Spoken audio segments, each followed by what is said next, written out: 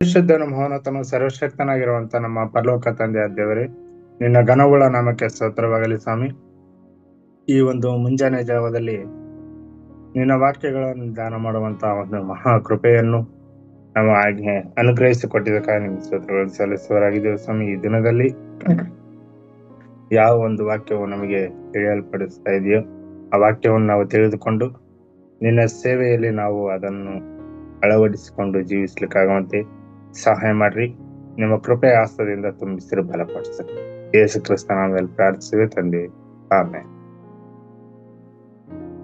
ದೇವರ ಮಹಾ ಪರಿಶುದ್ಧ ಒಳ ನಾಮಕ್ಕೆ ಸ್ತೋತ್ರವಾಗಲಿ. ಈ ಒಂದು ಸಮಯದಲ್ಲಿ ಸತ್ಯವೇದದಿಂದ ನಾವು ಒಂದು ವಚನವನ್ನು ಧ್ಯಾನ ಮಾಡಿಕೊಳ್ಳೋಣ. ಲೂಕನ ಬರೆದ ಸುವಾರ್ತೆ 13ನೇ ಅಧ್ಯಾಯ 12ರಿಂದ 13 ವಚನಗಳು.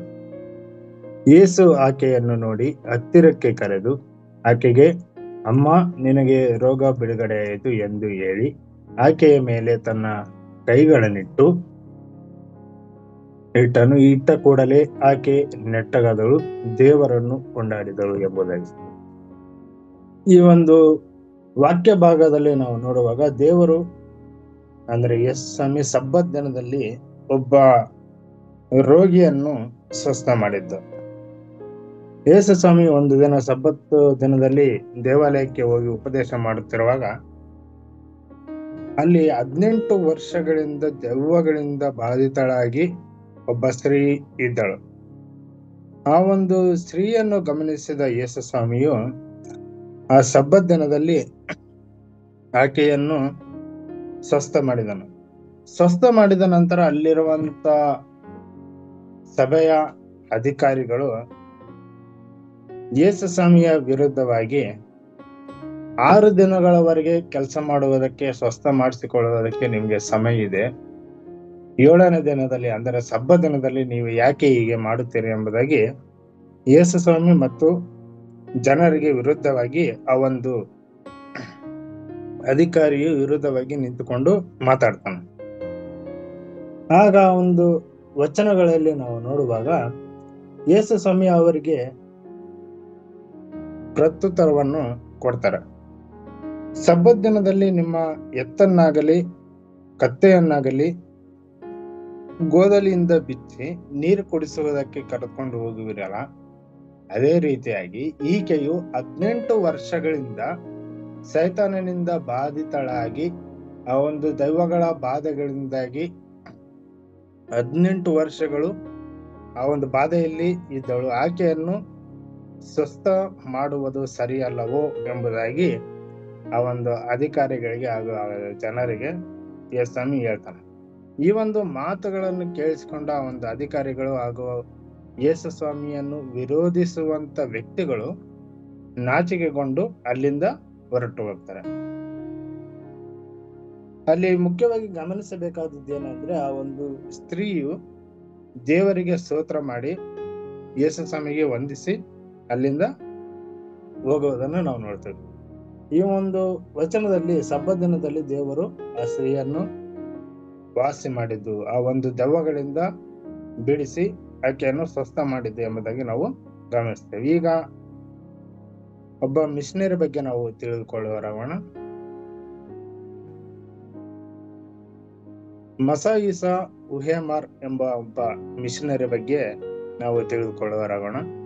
1857ರಿಂದ 1925ರವರೆಗೆ ಇವರ ಒಂದು ಕಾಲಮಾನವಾಗಿರುತ್ತೆ. ಇವರ ಜನನ ಬಂದ್ಬಿಟ್ಟು ಜನವರಿ 15, 1857ರಲ್ಲಿ ಜಪಾನ್ನಲ್ಲಿ ಈ ಒಂದು ವ್ಯಕ್ತಿಯು ಜನಿಸ್ತಾರೆ.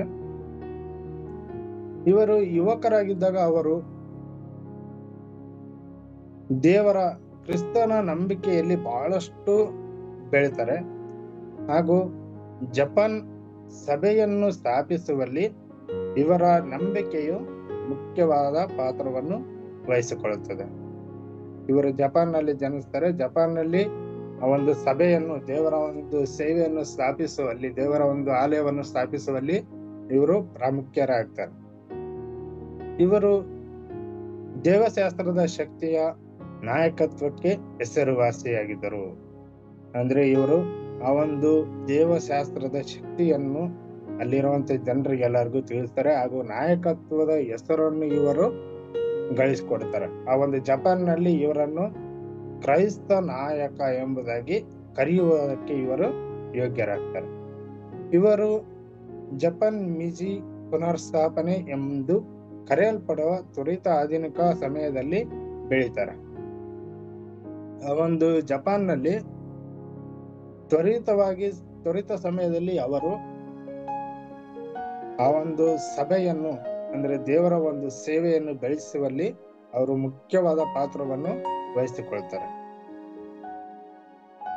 ಅವರು ಎಕೋಹೋಮ್ ದೇವಶಾಸ್ತ್ರದ ಶಾಲೆಯಲ್ಲಿ ದೇವಶಾಸ್ತ್ರವನ್ನು ಅಧ್ಯಯನ ಮಾಡ್ತಾರೆ, ಹಾಗೂ ಜಪಾನ್ ಮೊದಲ ದೀಕ್ಷೆ ಪಡೆದ ಪ್ರೊಟೆಸ್ಟೆಂಟ್ ಸಭೆ ಸ್ಥಾಪಕರಾಗ್ತಾರೆ. ನೋಡ್ರಿ, ಇವರೇ ಆ ಒಂದು ಜಪಾನ್ ಮೊದಲನೆಯ ದೀಕ್ಷೆ ಪಡೆದ ಸಭೆ ಪಾಲಕರಾಗಿ ಆ ಒಂದು ದೇಶದಲ್ಲಿ ಅವರು ಮುಖ್ಯ ಸ್ಥಾನವನ್ನು ವಹಿಸಿಕೊಳ್ತಾರೆ. ಜಪಾನ್ ಕ್ರೈಸ್ತ ಸಭೆಯ ಪಿತಾಮಹ ಎಂಬುದಾಗಿ ಸಹ ಇವರು ಕರೆಯಲ್ಪಡ್ತಾರೆ. ಆ ಒಂದು ಜಪಾನ್ ಎಂಬ ದೇಶದಲ್ಲಿ ಇವರನ್ನು ಕ್ರೈಸ್ತ ಸಭೆಯ ಪಿತಾಮಹ ಎಂಬುದಾಗಿ ಸಹ ಜನರೆಲ್ಲರೂ ಇವರನ್ನು ಕರೆಯುವಂತದ್ದಾಗುತ್ತೆ. ಅವರು ಪುನರ್ಸ್ಥಾಪನೆ ಮೂಲಕ ಬಡತನದಿಂದ ಏರಿದ ವಿನಮ್ರ ವ್ಯಕ್ತಿಯಾಗಿ ಹೊರಹೊಮ್ಮುತ್ತಾರೆ. ಅವರು ಬಡತನದಲ್ಲಿ ಇದ್ದರೂ ಸಹ, ಎಷ್ಟೇ ಒಂದು ಕಷ್ಟಗಳಲ್ಲಿ ಇದ್ದರೂ ಸಹ ದೇವರ ಒಂದು ಸೇವೆಯನ್ನು ಮಾಡುವಲ್ಲಿ ಅವರು ದೇವರಿಗೆ ವಿನಮ್ರತೆಯಿಂದ ಇದ್ದು ಆ ಒಂದು ಸೇವೆಯನ್ನು ಹೆಚ್ಚಾಗಿ ಬೆಳೆಸುವಂತ ವ್ಯಕ್ತಿಯಾಗಿ ಇವರು ಕಂಡು ಬರ್ತಾರೆ. ಇವರು 1872ರಲ್ಲಿ ತಮ್ಮ ಜೀವನವನ್ನು ಕ್ರಿಸ್ತನಿಗಾಗಿ ಸಮರ್ಪಣೆ ಮಾಡ್ತಾರೆ. ಇವರು ಹುಟ್ಟಿದ್ದು ಬಂದ್ಬಿಟ್ಟು 1857, ದೇವರಿಗೆ ಸಮರ್ಪಣೆ ಮಾಡಿದ್ದು 1872. ಅಂದ್ರೆ 15 ವಯಸ್ಸು ಇರುವಾಗಲೇ ಇವರು ದೇವರಿಗೆ ತಮ್ಮನ್ನು ಸಮರ್ಪಣೆ ಮಾಡಿಕೊಳ್ತಾರೆ. ಹಾಗೂ ಮುಂದೆ ನಾವು ನೋಡುವಾಗ ಸಭಾ ಪಾಲಕರಾಗಿ ತರಬೇತಿಯನ್ನು ಹೊಂದುತ್ತಾರೆ.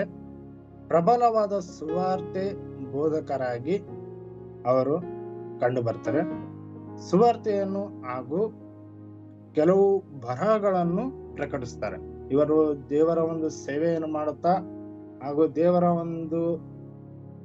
ಆ ಒಂದು ಬರಹಗಳು ಏನಿರ್ತೋ ಅವುಗಳೆಲ್ಲವನ್ನು ಪ್ರಚಾರ ಮಾಡುವಲ್ಲಿ, ದೇವರ ಒಂದು ಸೇವೆಯನ್ನು ಪ್ರಚಾರ ಮಾಡುವುದರಲ್ಲಿ ಇವರು ಮುಖ್ಯವಾದ ಪಾತ್ರವನ್ನು ವಹಿಸಿಕೊಂಡಿರ್ತಾರೆ.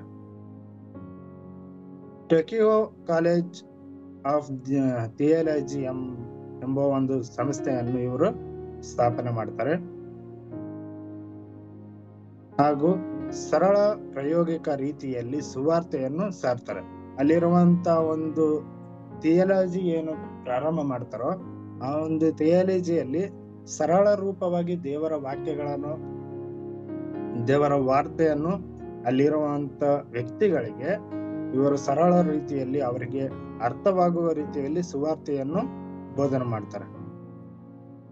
ಅವರು ಎಂಟ್ರಿಸ್ನಲ್ಲಿ ಸಭೆಯನ್ನು ಸ್ಥಾಪಿಸ್ತಾರೆ. ಬೇರೆ ಇನ್ನೊಂದು ಸ್ಥಳದಲ್ಲಿ ಅವರು ದೇವರ ಒಂದು ಸೇವೆಯನ್ನು, ದೇವರ ಒಂದು ಸಭೆಯನ್ನು ಅಲ್ಲಿ ಸ್ಥಾಪನೆ ಮಾಡುವುದನ್ನು ನಾವು ಗಮನಿಸ್ತಾ ಇದ್ದೀವಿ. ಅವರ ಬೋಧನೆ ಹಾಗೂ ಬರಹಗಳಿಂದ ಅನೇಕರಿಗೆ ಸ್ಫೂರ್ತಿಯಾಗಿ ಕಂಡು ಬರ್ತಾರೆ. ಈ ಒಂದು ಏನು ಇವರು ಮಾಡಿದಂತ ಒಂದು ಕಾರ್ಯಗಳು, ಆ ಒಂದು ಜಪಾನ್ನಲ್ಲಿ ಇವರೇ ಸಭೆಯ ಪಿತಾಮಹ ಎಂಬುದಾಗಿ ಸಹ ಕರೆಯಲ್ಪಡ್ತಾರೆ. ಈ ಒಂದು ಕಾರ್ಯಗಳೆಲ್ಲವನ್ನು ನೋಡಿದಂತ ವ್ಯಕ್ತಿಗಳು ಇವರನ್ನು ಸ್ಫೂರ್ತಿದಾಯಕವಾಗಿ ತೆಗೆದುಕೊಳ್ತಾರೆ.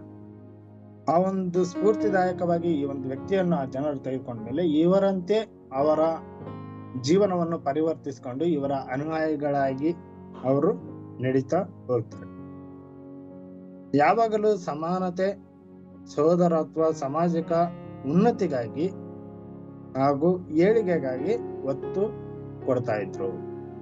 ಇವರು ಬರೇ ಆ ಒಂದು ಸೇವೆಯನ್ನು ಮಾತ್ರ ಮಾಡದೆ ಎಲ್ಲರೂ ಸಮಾನರು, ಸಹೋದರತ್ವವನ್ನು ತೋರಿಸುವರಾಗಿದ್ದರು, ಹಾಗೂ ಸಮಾಜದ ಉನ್ನತಿಗಾಗಿ, ಸಮಾಜದ ಏಳಿಗೆಗಾಗಿ ಅವರು ಬಹಳಷ್ಟು ಪ್ರಯಾಸವನ್ನು ಪಡ್ತಾ ಇದ್ರು ಎಂಬುದಾಗಿ ಸಹ ನಾವು ಗಮನಿಸ್ತಾ ಇದ್ದೇವೆ. 1882ರಲ್ಲಿ ಇವರು ಇಂಗ್ಲೆಂಡ್ ಮತ್ತು ಅಮೆರಿಕ ಈ ಒಂದು ಪ್ರಾಂತ್ಯಗಳಿಗೆ ಪ್ರಯಾಣ ಮಾಡುತ್ತಿರುವಾಗ ಅವರ ಒಂದು ಪ್ರಭಾವ ಏನಿರುತ್ತೋ, ಅವರ ಒಂದು ಸೇವೆ ಕಾರ್ಯಗಳು ಏನಿರುತ್ತೋ ಅವು ಹೆಚ್ಚಾಗಿ ಹಬ್ಬಲ್ಪಡುತ್ತೆ. ಈ ಒಂದು ಇಂಗ್ಲೆಂಡ್ ಇಂದ ಅಮೆರಿಕಕ್ಕೆ ಬಹಳ ಸಲ ಇವರು ಪ್ರಯಾಣ ಮಾಡುವುದನ್ನು ಗಮನಿಸ್ತೇವೆ. ಅವರು ಆ ಒಂದು ಪ್ರಯಾಣದಲ್ಲಿ ಸಹ ದೇವರ ಒಂದು ಸೇವೆಯನ್ನು ಮಾಡುವುದಕ್ಕೆ ಅವರು ತ್ವರಿತವಾಗಿ ದೇವರ ಒಂದು ವಾಕ್ಯಗಳನ್ನು ಎಲ್ಲ ಒಂದು ಕಡೆಯಲ್ಲಿ ದೇವರ ವಾಕ್ಯಗಳನ್ನು ಹೇಳುವುದನ್ನು ನಾವು ಗಮನಿಸ್ತಾ ಇದ್ದೇವೆ. ಅನೇಕರನ್ನು ತಮ್ಮ ಬೋಧನೆಗಳಿಂದ ದೇವರ ಕಡೆಗೆ ತಿರುಗಿಸುವಂಥದ್ದು, ತಮ್ಮ ಒಂದು ವಾಕ್ಯಗಳಿಂದ ತಾವು ಸಾರುವಂತ ದೇವರ ವಾಕ್ಯಗಳ ಮೂಲಕ ಅನೇಕ ಜನರನ್ನು ದೇವರ ಸೇವೆಯ ಕಡೆಗೆ ಹಾಗೂ ದೇವರ ಒಂದು ಮಾರ್ಗದ ಕಡೆಗೆ ಅವರನ್ನು ತಿರುಗಿಸ್ತಾರೆ. ಹಾಗೂ ಅವರು ಸಭಾಪಾಲಕರಾಗಿ ಸತ್ಯವೇದದ ಶಿಕ್ಷಕರಾಗಿ ಸಹ ಅವರು ತಾವು ಕೆಲಸ ಮಾಡ್ತಾ ಇದ್ರು. ಒಂದು ಕಡೆ ಸಭಾ ಪಾಲಕರಾಗಿ, ಮತ್ತೊಂದು ಕಡೆ ಆ ಒಂದು ಥಿಯಾಲಜಿ ಎಂಬ ಒಂದು ಸಂಸ್ಥೆಯನ್ನು ಸ್ಥಾಪನೆ ಮಾಡಿ ಅಲ್ಲಿ ಸಹ ಅವರು ಸತ್ಯವೇದದ ಶಿಕ್ಷಕರಾಗಿ ಅವರು ಮುಂದುವರಿತಾ ಇರ್ತಾರೆ. ಅವರು ದೇವರ ಸೇವೆಯನ್ನು ಮಾಡುವರಲ್ಲಿ ಆಸಕ್ತರಾಗಿದ್ರು ಹಾಗೂ ಅನೇಕರನ್ನು ದೇವರ ಕಡೆಗೆ ತಿರುಗಿಸುವಲ್ಲಿ ಸಹ ಅವರು ಆಸಕ್ತರಾಗಿದ್ದರು ಎಂಬುದಾಗಿ ನಾವು ಗಮನಿಸ್ತಾ ಇದ್ದೇವೆ. ಸಮಾಜ ಸೇವೆ ಪುನರುಜ್ಜೀವನಕ್ಕಾಗಿ ತಮ್ಮ ಜೀವನವನ್ನೇ ಕೊನೆಯವರೆಗೂ ನಿಷ್ಠೆಯಿಂದ ಸೇವೆ ಸಲ್ಲಿಸಿದರು. ಅವರು ತಮ್ಮ ಒಂದು ಜೀವನವನ್ನು ಈ ಒಂದು ಸೇವೆಯಲ್ಲೇ ತಾವು ಕಳೀತಾ ಹೋದ್ರು. 15 ವರ್ಷಗಳಿಂದ ಅವರು ಸಾಯವರೆಗೂ ದೇವರಿಗೆ ಸಮರ್ಪಣೆ ಮಾಡಿದ್ದು 15 ವರ್ಷ ಆಗಿದ್ದಾಗ, ಆ ಒಂದು 15 ವರ್ಷದಿಂದ ಅವರು ಕೊನೆ ಸಾಯುವವರೆಗೂ ಸಹ ಈ ಒಂದು ದೇವರ ಸೇವೆಯನ್ನು ಮಾಡುವಲ್ಲಿ ಅವರು ನಿಷ್ಠೆಯಿಂದ ದೇವರ ಸೇವೆಯನ್ನು ಮಾಡ್ತಾ ಇದ್ರು. ಈ ಒಂದು ವ್ಯಕ್ತಿಯ ಬಗ್ಗೆ ನಾವು ಇಷ್ಟೆಲ್ಲ ಕೇಳಿದೀವಲ್ಲ, ಇದರ ಬಗ್ಗೆ ನಾವು ಸ್ವಲ್ಪ ಆಲೋಚನೆ ಮಾಡ್ಬೇಕಾದ್ರೆ ನಮ್ಮ ಒಂದು ಕ್ರೈಸ್ತಿಯ ಜೀವಿತದಲ್ಲಿ ನಮ್ಮ ನಡವಳಿ ಹೇಗಿದೆ, ನಾವು ಏನೇನು ನಾವು ದೇವರಿಗಾಗಿ ಮಾಡ್ತಾ ಇದೀವಿ ಎಂಬುದಾಗಿ ನಾವು ಗಮನಿಸಬೇಕಾಗುತ್ತದೆ. ನಮ್ಮ ಒಂದು ಸ್ವಯಂ ಪ್ರಶ್ನೆಯಾಗಿ ಇದನ್ನು ಇಟ್ಟುಕೊಳ್ಳಬೇಕಾಗುತ್ತದೆ. ಇಷ್ಟು ಕಾಲಗಳು, ಇಷ್ಟು ಸಮಯಗಳು ದೇವರಿಗಾಗಿ ನಾನು ಕಳೆದಿದ್ದೇನೆ, ದೇವರ ಒಂದು ಸೇವೆಯಲ್ಲೇ ನಾನು ಕಳೆದಿದ್ದೇನೆ ಎಂಬುದಾಗಿ ನಾವು ಪ್ರಶ್ನೆ ಮಾಡಿಕೊಳ್ಳಬೇಕಾಗುತ್ತದೆ. ಹಾಗೆ ಮುಂದೆ ನಾವು ಗಮನಿಸುವಾಗ ಕ್ರೈಸ್ತ ಸಮುದಾಯದಲ್ಲಿ ಪ್ರಮುಖ ಧ್ವನಿಯಾಗಿ ಇವರು ಕಂಡು ಬರ್ತಾರೆ. ಮಸೈಸ ಎಂಬ ಈ ಒಂದು ವ್ಯಕ್ತಿಯು ಕ್ರೈಸ್ತ ಸಮುದಾಯದಲ್ಲಿ ಪ್ರಮುಖ ಧ್ವನಿಯನ್ನು ಎತ್ತಿ ಇಡುವುದರಲ್ಲಿ ಇವರು ಪ್ರಾಮುಖ್ಯರಾಗಿ ಕಂಡು ಬರ್ತಾರೆ. ಹಾಗೂ ಜಪಾನ್ನಲ್ಲಿ ಮೊದಲ ಪ್ರೊಟೆಸ್ಟೆಂಟ್ ಪಂಗಡವನ್ನು ಸ್ಥಾಪಿಸ್ತಾರೆ. ಆ ಒಂದು ಜಪಾನ್ ಎಂಬ ಒಂದು ದೇಶದಲ್ಲಿ ಪ್ರೊಟೆಸ್ಟೆಂಟ್ ಎಂಬ ಸಂಘವನ್ನು ಇವರು ಸ್ಥಾಪನೆ ಮಾಡ್ತಾರೆ. ಆ ಒಂದು ಪ್ರೊಟೆಸ್ಟೆಂಟ್ ಎಂಬ ಸಂಘದಲ್ಲಿ ಇವರು 3ನೆಯ ಪಿತಾಮಹ ಎಂಬುದಾಗಿ ಸಹ ಕರೆಯಲ್ಪಡ್ತಾರೆ. ಆ ಒಂದು ಪ್ರೊಟೆಸ್ಟೆಂಟ್ ಎಂಬ ಸಂಘದಲ್ಲಿ ಪ್ರಮುಖವಾಗಿ 3 ಇರ್ತಾರೆ. ಆ ಒಂದು 3ನೆಯ ವ್ಯಕ್ತಿ ಇವರು ಆಗಿರ್ತಾರೆ. ಹಾಗೆ ಮುಂದೆ ನಾವು ನೋಡುವಾಗ ಈ ಒಂದು ಸತ್ಯವೇದದಲ್ಲಿ ಇವರಿಗೆ ಸರಿಯಾಗಿ ನೋಡುವಾಗ ಒಂದು ವಚನವು ಇವರಿಗೆ ಅನ್ವಯವಾಗುತ್ತದೆ. ಅದೇನೆಂಬುದಾಗಿ ನೋಡುವಾಗ 1 ಕೊರಿಂಥ 3:11 ಹಾಕಿರುವ ಅಸ್ತಿವಾರವು ಯೇಸು ಕ್ರಿಸ್ತನೇ, ಆ ಅಸ್ತಿವಾರವನ್ನಲ್ಲದೆ ಮತ್ತೊಂದು ಅಸ್ತಿವಾರವನ್ನು ಯಾರು ಹಾಕಲಾರರಷ್ಟೇ. ನೋಡ್ರಿ, ಈ ಒಂದು ವಚನವನ್ನು ಆ ಒಂದು ವ್ಯಕ್ತಿಯ ಒಂದು ಜೀವಿತಕ್ಕೆ ಅನ್ವಯಿಸಿ ನಾವು ನೋಡುವಾಗ ಈ ಒಂದು ಸೇವೆ ಕಾರ್ಯಗಳು, ಇವರು ಏನೇನು ತಮ್ಮ ಕಾರ್ಯಗಳನ್ನು ಮಾಡಿರ್ತಾರೋ ಆ ಒಂದು ಕಾರ್ಯಗಳೆಲ್ಲವೂ ಕ್ರಿಸ್ತನೇ ಹಾಕಿದನು ಎಂಬುದಾಗಿ ತಾವು ಹೇಳಿಕೊಳ್ತಾ ಇದ್ರು. ಆ ಒಂದು ಅಸ್ತಿವಾರ, ಆ ಒಂದು ಸೇವೆ ಕಾರ್ಯಗಳು, ಆ ಒಂದು ಸಭೆ ಸ್ಥಾಪನೆ ಮಾಡುವುದರಲ್ಲಿ ಹಾಗೂ ಪ್ರೊಟೆಸ್ಟೆಂಟ್ ಎಂಬ ಒಂದು ಪಂಗಡ ಸ್ಥಾಪನೆ ಮಾಡುವಲ್ಲಿ, ಥಿಯಾಲಜಿಸ್ಟ್ ಎಂಬ ಒಂದು ಕಾಲೇಜನ್ನು ಸ್ಥಾಪನೆ ಮಾಡುವಲ್ಲಿ, ದೇವರ ಒಂದು ಬೋಧನೆ ಮಾಡುವುದರಲ್ಲಿ ಎಲ್ಲವೂ ಸಹ ಕ್ರಿಸ್ತನಿಂದಲೇ ಆದದ್ದು. ಕ್ರಿಸ್ತನೇ ಆ ಒಂದು ಅಸ್ಥಿವಾರಕ್ಕೆ ಕ್ರಿಸ್ತನೇ ಮುಖ್ಯನು. ಆ ಒಂದು ಅಸ್ಥಿವಾರವನ್ನು ಬಿಟ್ಟು ಮತ್ತಾರು ಇನ್ನೊಂದು ಅಸ್ಥಿವಾರವನ್ನು ಹಾಕುವುದಕ್ಕೆ ಆಗುವುದಿಲ್ಲ. ಆ ಕ್ರಿಸ್ತನು ನನ್ನಲ್ಲಿದ್ದಾನೆ. ಆ ಒಂದು ಕ್ರಿಸ್ತನ್ ನನ್ನಲ್ಲಿ ಇದ್ದಾಗ ಆ ಒಂದು ಅಸ್ಥಿವಾರವು ಕ್ರಿಸ್ತನದಾಗಿರುತ್ತೆ, ಮತ್ತಾರದ್ದು ಆಗಿರುವುದಿಲ್ಲ ಎಂಬುದಾಗಿ ಸಹ ಅವರು ಹೇಳ್ತಾ ಇದ್ರು. ಹೀಗೆ ತಮ್ಮ ಒಂದು ಜೀವಿತದಲ್ಲಿ ಅನೇಕ ರೀತಿಯ ಒಂದು ಸೇವಾ ಕಾರ್ಯಗಳನ್ನು ತಾವು ಜೀವ ಕೊನೆಯವರೆಗೂ ಸಹ ದೇವರ ಒಂದು ಕಾರ್ಯಗಳನ್ನೇ ಮಾಡುತ್ತಾ ಹೋದ್ರು. ಈ ಒಂದು ವ್ಯಕ್ತಿಯ ಒಂದು ನಾವು ಕೇಳಿದೆವು, ಈ ಒಂದು ವ್ಯಕ್ತಿಯ ಒಂದು ಜೀವಿತದಿಂದ ನಾವು ಏನು ಕಲಿತುಕೊಳ್ತಿದ್ದೇವೆ ಅಂದ್ರೆ, ದೇವರ ಒಂದು ಸೇವೆಯನ್ನು ಮಾಡುವಲ್ಲಿ ನಾವು ಹೆಚ್ಚಿನ ಆಸಕ್ತಿಯನ್ನು ತೋರಿಸುವರಾಗಿರ್ಬೇಕು. ನಮ್ಮ ಜೀವಿತದಲ್ಲಿ ಕ್ರಿಸ್ತನೇ ಅಸ್ಥಿವಾರ ಎಂಬುದಾಗಿ ನಾವು ಅರ್ಥೈಸಿಕೊಳ್ಳಬೇಕು. ನಮ್ಮ ಒಂದು ಜೀವಿತದಲ್ಲಿ ನಾವು ಏನೇನು ಮಾಡ್ತಾ ಇದ್ದೇವೆ, ಕ್ರಿಸ್ತನಿಗಾಗಿ ನಾವು ಏನೇನು ಮಾಡ್ತಾ ಇದ್ದೇವೆ, ನಮ್ಮ ದಿನನಿತ್ಯ ಕಾರ್ಯಗಳಲ್ಲಿ, ನಮ್ಮ ಒಂದು ಸೇವೆಯ ಕಾರ್ಯಗಳಲ್ಲಿ ನಾವು ಪ್ರತಿನಿತ್ಯ ಸಿದ್ಧರಾಗಿ ದೃಢ ಸಂಕಲ್ಪದಿಂದ ನಾವು ಸೇವೆ ಮಾಡುವವರಾಗಿರಬೇಕು. ಪ್ರತಿಯೊಂದು ಸಮಯದಲ್ಲೂ ಸಹ ದೇವರ ಒಂದು ಸೇವೆ ಕಾರ್ಯಗಳನ್ನು ನಾವು ಮಾಡುವವರಾಗಿರ್ಬೇಕು. ಅನೇಕ ರೀತಿಯ ಸೇವೆಗಳನ್ನು ಇವರು ಮಾಡ್ತಾರೆ. ಸಭೆಗಳನ್ನು ಸ್ಥಾಪನೆ ಮಾಡುವಲ್ಲಿ ಇವರೇ ಮುಖ್ಯರಾಗ್ತಾರೆ. ಸಭೆಗೆ ಪಿತಾಮಹ ಎಂಬುದಾಗಿ ಸಹ ಕರೆದುಕೊಳ್ತಾರೆ, ಹಾಗೂ ಪ್ರೊಟೆಸ್ಟೆಂಟ್ ಪಿತಾಮಹ ಎಂಬುದಾಗಿ ಸಹ ಇವರು ಕರೆಯಲ್ಪಡ್ತಾರೆ. ಈ ಎಲ್ಲಾ ಕಾರ್ಯಗಳನ್ನು ಅವರು ಮಾಡ್ತಾರೆ, ಹಾಗೂ ಇವರ ಒಂದು ಬೋಧನೆಗಳಿಂದ ಹಾಗೂ ಇವರ ಬರಹಗಳಿಂದ ಅನೇಕ ಜನರಿಗೆ ಇವರು ಸ್ಫೂರ್ತಿದಾಯಕವಾಗಿ ಕಂಡು ಬರ್ತಾರೆ. ಆ ಒಂದು ಸ್ಫೂರ್ತಿದಾಯಕರಾಗಿ ಕಂಡು ಬಂದದ್ರಿಂದ ಅವರ ಸೇವೆ ಕಾರ್ಯಗಳು ಹೆಚ್ಚಿನದಾಗಿ ಅಭಿವೃದ್ಧಿಗೊಳ್ತವೆ. ಆ ಒಂದು ಜಪಾನ್ ದೇಶದಲ್ಲಿ ಹಾಗೂ ಇಂಗ್ಲೆಂಡ್, ಅಮೆರಿಕ ಎಂಬ ದೇಶಗಳಲ್ಲಿ ಸಹ ಇವರ ಒಂದು ಪ್ರಭಾವವು ಹೆಚ್ಚಿನದಾಗಿ ಹಬ್ಬಲ್ಪಡುತ್ತೆ. ಆ ರೀತಿಯಾಗಿ ನಮ್ಮ ಒಂದು ಜೀವಿತದಲ್ಲಿ ಸಹ ಕ್ರಿಸ್ತನನ್ನು ನಾವು ಇಟ್ಟುಕೊಂಡು ನಮ್ಮ ನಂಬಿಕೆಯ ಮೂಲಕ ದೇವರೇ ನನಗೆ ಅಸ್ಥಿವಾರವು, ದೇವರ ಒಂದು ಮಾರ್ಗದಲ್ಲಿ, ಕ್ರಿಸ್ತನ ಒಂದು ಮಾರ್ಗದಲ್ಲಿ ನಾನು ನಡೀತೇನೆ ಎಂಬ ಒಂದು ದೃಢ ಸಂಕಲ್ಪವನ್ನು ಇಟ್ಟುಕೊಂಡು ನಮ್ಮ ಸೇವೆಯ ಸಂಪೂರ್ಣ ಮನಸ್ಸಿನಿಂದ ನಾವು ಮಾಡುವವರಾಗಿ ದೇವರಿಗೆ ನಾವು ನಮ್ಮ ಜೀವಿತವನ್ನು ಸಮರ್ಪಿಸುವರಾಗಿ ಸತ್ಯವೇದವನ್ನು ದಿನನಿತ್ಯಲು ಧ್ಯಾನಿಸುತ್ತಾ, ಯಾವ ಒಂದು ಸಮಯದಲ್ಲಿ ದೇವರ ಒಂದು ವಾಕ್ಯಗಳನ್ನು ಸಾರುವುದಕ್ಕೆ ಸಮಯ ಎಲ್ಲೆಲ್ಲಿ ಸಿಗುತ್ತೋ ಅಲ್ಲೆಲ್ಲವೂ ಸಹ ನಾವು ದೇವರ ವಾಕ್ಯವನ್ನು ಸಾರುವವರಾಗಿ ನಮ್ಮ ಜೀವಿತವನ್ನೇ ನಾವು ಕ್ರಿಸ್ತನಿಗಾಗಿ ಸಮರ್ಪಿಸುವರಾಗಿ ಇರುವರಾಗೋಣ. ದೇವರ ಈ ವಾಕ್ಯಗಳ ಮೂಲಕ ನಮ್ಮೆಲ್ಲರನ್ನು ಆಶೀರ್ವಾದ ಮಾಡಲಿ. ಪ್ರಾರ್ಥನೆ ಮಾಡಿಕೊಳ್ಳೋಣ. ಪ್ರೀತಿ ಕೃಪೆಗಳಲ್ಲಿ ಐಶ್ವರ್ಯ ಭರಿತನಾಗಿರುವಂತ ನಮ್ಮ ಪರಲೋಕ ತಂದೆಯ ದೇವರೇ, ನಿನ್ನ ಮಹೋನ್ನತ ನಾಮಕ್ಕಾಗಿ ಸ್ತೋತ್ರ ಸಲ್ಲಿಸುವರಾಗಿದ್ದೇವೆ ಸ್ವಾಮಿ. ಈ ಒಂದು ದಿನದಲ್ಲಿ ಮಸಾ ಈಸಾ ಉಹೆಯಮರ್ ಎಂಬ ವ್ಯಕ್ತಿಯ ಬಗ್ಗೆ ನಾವು ತಿಳಿದುಕೊಂಡಿದ್ದೀವಿ. ಈ ಒಂದು ವ್ಯಕ್ತಿಯು ತಮ್ಮ ಜೀವಿತ ಕಾಲದಲ್ಲಿ ಅನೇಕ ರೀತಿಯ ಸೇವೆ ಕಾರ್ಯಗಳನ್ನು ಮಾಡಿದರು ಸ್ವಾಮಿ.